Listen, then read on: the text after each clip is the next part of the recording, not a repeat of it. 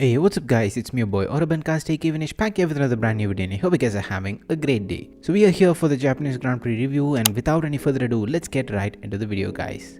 Well, what to say about the Japanese Grand Prix? Well, a race back to normalcy. Normalcy has been reset after the one-off at Singapore with the car's performance. Max Verstappen back at the top, utter domination. Nothing more to say other than a weekend cleanly executed by Red Bull for Max. Flawless drive. Secured the Constructors' Championship for the team with the win and the fast lap at Japan, Honda's home soil, so that's good. Well, I think the fact that these kind of performance from Max has become the new norm for us, that I feel like we don't fully understand how hard it is to execute such a weekend. Checo, his teammate, the prime example of it. Checo had a weekend that has to be the worst of his 2023 season campaign so far. Qualified P5 for the race, 8/10 off his teammate. Lap 1 damage with Hamilton forced him to box for a new wing. On the entry to the pit lane, got a penalty for a safety car infringement. Made a very audacious lunge on Magnussen on his road to recovery. Crashed into him, came back into the pits for another new front wing. Served his 5-second penalty for the safety car infringement. Got back out, drove too slow under the VSC. Retired from the race after feeling the car to be not okay. Then got a penalty for hitting Magnussen. Gets back out on the track again to serve his penalty, then retires again from the race. A clumsy race weekend from Perez, a weekend to forget. A weekend in which he could have easily scored a podium for the team and for his own championship campaign to preserve his spot in P2 at the driver standings. But rather he decides to retire from the race after having an embarrassing performance out on the track, especially for a driver who's been doing it for over 11 years now. Well, moving on to McLaren now. Well, McLaren on the other hand had a great weekend in Suzuka as expected. The track's characteristics perfectly suited their car's concept and the upgrades that they brought to the MCL60 at Singapore. The team qualified P2 and P3 for the race behind none other than Max Verstappen, with Oscar out-qualifying Lando in P2 with Lando qualifying P3. The race for the team went very smooth with them driving pretty much their own race with no other team from behind being able to mount any significant challenge. The strategy was smooth, everything just went their way. Though Lando outpacing Oscar to finish P2 with Oscar finishing P3 and climbing his first podium in F1, that race showed where Oscar really needs to improve, which is his racecraft. Lando was able to manage the tires and maintain a consistent pace just a couple of tenths shy of Max, whereas Oscar started to struggle after a couple of laps into the stint due to the tire wear, so the team had to swap the drivers around to not jeopardize their overall result. So overall, a clean weekend from McLaren with a massive overhaul of points to help them in their quest for P4 in the Constructors' Championship this season. And I feel like seeing the performance trajectory of both McLaren and Aston Martin in the last couple of race weekends, it's almost inevitable that McLaren is gonna surpass Aston Martin to claim P4 in the Constructors. Well, now moving on to Ferrari. Well, Ferrari on the other hand had a mellow of a race weekend after their heroics in the last two Grand Prix. They had the clear third fastest car with Mercedes not being too far behind them, with Leclerc out-qualifying and outracing his teammate to finish the race P4 with Carlos Sainz starting the race P6 and finishing the race P6. So can't complain, the team definitely maximized on their result this weekend without a doubt. I don't think anything more could have been done this weekend. Maybe Carlos could have finished the race P5, but that's about it. Other than that, I feel like the team took maximum points out of the weekend with the car that they had underneath them. And also I feel like the team should have boxed Carlos right after they did with Charles on the final stint. I feel like that would have helped Carlos in preserving his position against Hamilton to finish ahead in P5.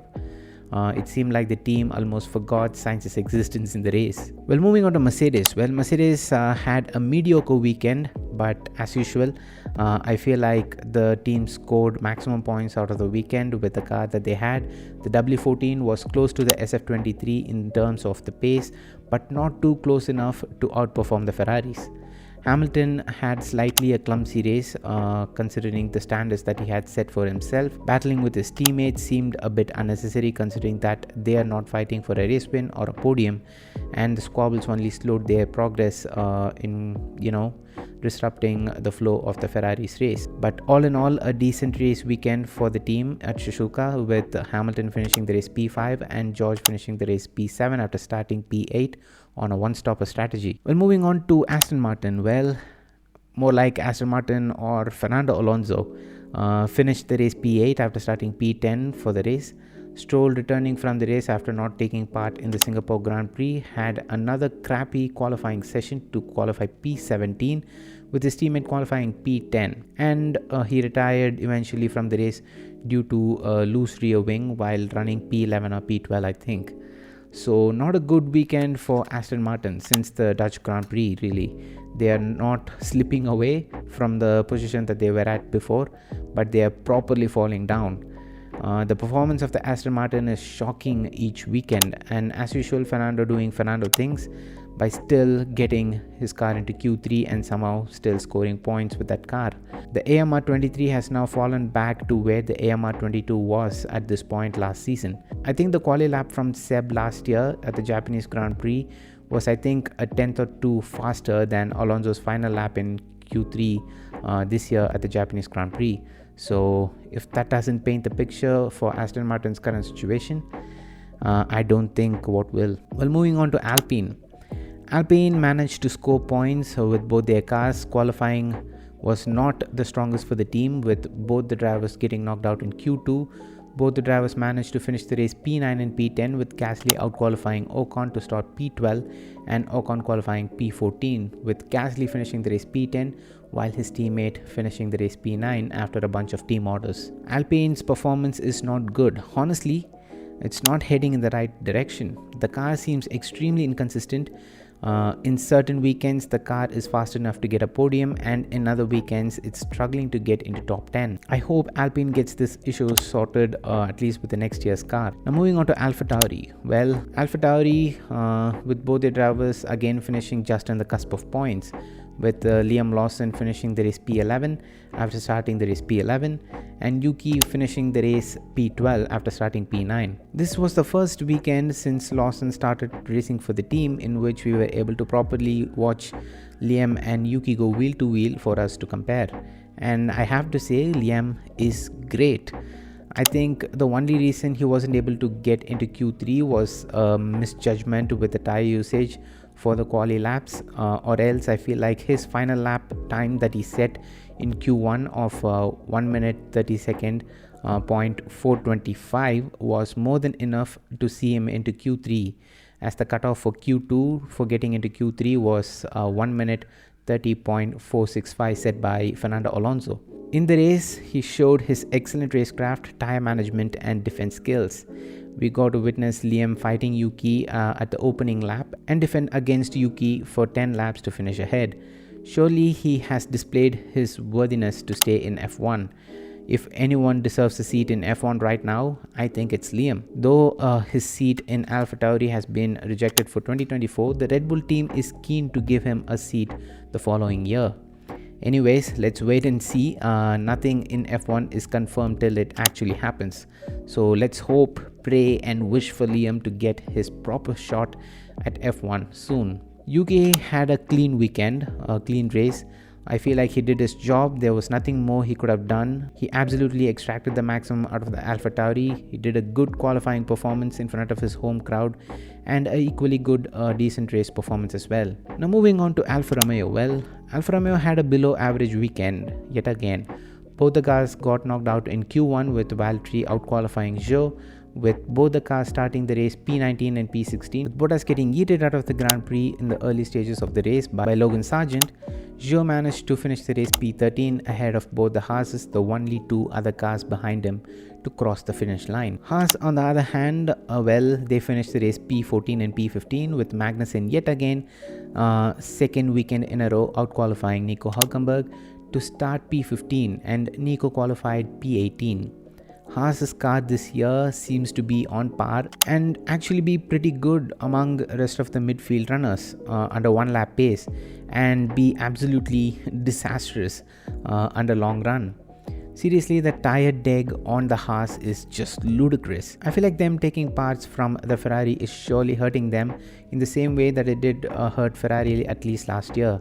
This year the Ferrari seems to be better with the tire wear than last year, so let's see if Haas gets to find a fix for the issue that's costing them points at least with their next year's car. Well, now moving on to Williams. Williams had a weekend to basically write off, well, with Logan Sargent crashing out in Q1 with setting no lap time, starting dead last, and Albon getting a floor damage with the incident at the race start. After a good qualifying session on Saturday to start P13, Alex had to retire the car later on during the race due to his floor damage, and Logan, as usual, had to retire the car after his collision with Bottas. Honestly, Sargent has become a liability for the team. He's costing the team more money in repairs, which is going to hurt them in the budget for their development for the next year's car, and obviously also on the cost cap, with the repair for the qualifying crash being so massive that the team deemed the repaired car to be a third car for the season. A team that's running with a financial crunch like Williams needs a reliable pair of hands, and Logan Sargent is not that, and he is not showing any significant improvement of becoming that either. Yes, and I'm planning on making a separate video talking about Logan Sargent's performance this year, so stay tuned for that. And honestly, the mechanics' reaction when they saw Logan crashing the car in quali said it all. And yes, a good performance from Alex Albon. Again, a disastrous performance from Logan Sargent. So yes, that is my review for the Japanese Grand Prix, guys. Overall, the Japanese Grand Prix was a decent race weekend. No rain, no final lap tension, no battle for the race lead, etc. A typical normal F1 weekend with Max Verstappen dominating the race. I'll give the Japanese Grand Prix a 5 out of 10. It wasn't bad. At the same time, we definitely had much better races this season so far. So yes, that is my Japanese Grand Prix review, and I hope you all enjoyed. If you did, make sure to hit the thumbs up button and let me know in the comments on what you thought about the Japanese Grand Prix weekend. I'm excited to know. If you haven't subscribed to the Autobahncaster YouTube channel already, make sure to hit the subscribe button and also hit that bell icon and turn on all notifications so you get notified whenever I upload a brand new video. It's me, your boy Autobahncaster aka Vinesh, and I'm out. Love you guys. Stay safe. Peace.